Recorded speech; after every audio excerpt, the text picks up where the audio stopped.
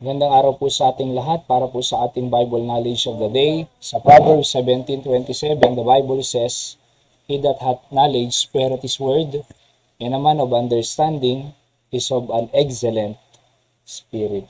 Yan po ang ating pag-aaralan, yung excellent spirit. Ano po? At yung word na spirit po dyan, na sabi ng Bible, "He that hath knowledge spareth his words." Ang mayroong kaalaman ay ini-spare niya ang kanyang salita. Ay galing sa Hebrew word na chazak, no? Ang ibig sabihin ay refrain or restrain or withhold or reserve. So sa madaling sabi, wini-withhold niya muna. Hindi niya binibitawan agad. Hindi niya sinasabi agad. Alright? So wini-withhold niya, rini-reserve niya, rini-restrain niya. Kasi meron siyang knowledge kung kailan niya sasabihin, kung kailan niya, anong klaseng approach.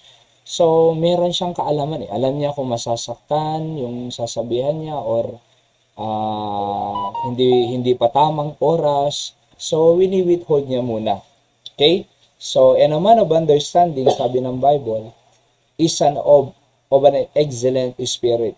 Yung merong pangunawa ay excellent ang kanyang spirit. Yung understanding po dyan ay meron siyang discretion between good and bad, and meron siyang wisdom and intelligence. Okay? Of course, yung excellent is valuable spirit, precious spirit, honorable spirit, calm spirit.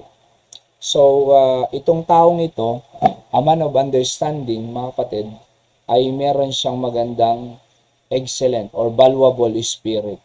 Okay? So, hindi siya basta-basta salita ng salita. Hindi siya basta galit na galit. Hindi siya basta sigaw ng sigaw. May mga magulang na kakausapin lang yung anak pag sisigawan niya. Yung asawa niya, sinisigawan niya. At saka yung anak niya ay talagang, imbes na mapalapit ang loob niya sa kanya, ay napapalayo. Kasi hindi tamang pananalita eh. Kumbaga, sigaw-sigaw, diba? Aawayin niya agad. So, kaya nga pinakamahalaga po ay hingin natin sa Panginoon yung knowledge and understanding from His Word upang sa ganon ay magbigay po sa atin ng excellent spirit. Right? So, excellent spirit, honorable, calm, valuable, precious. Okay, sa ating pong principles of the day, one who has wisdom stays patient and wise. Ang taong merong wisdom, may understanding, ay kalmado po yan, patient po yan, and wise. Hindi siya basta nagsasalita na wala sa oras or wala sa timing or nasasaktan lang ang sasabihan niya, kundi he make sure na makakatulong sa kanya, maigagayad siya, yung anak niya, mapapabuti ang kanyang pamilya. Number 2, excellent wisdom produces an excellent spirit. So, kailangan po natin ng wisdom ng galing salita ng Diyos upang tayo po magkaroon ng excellent spirit. Diba?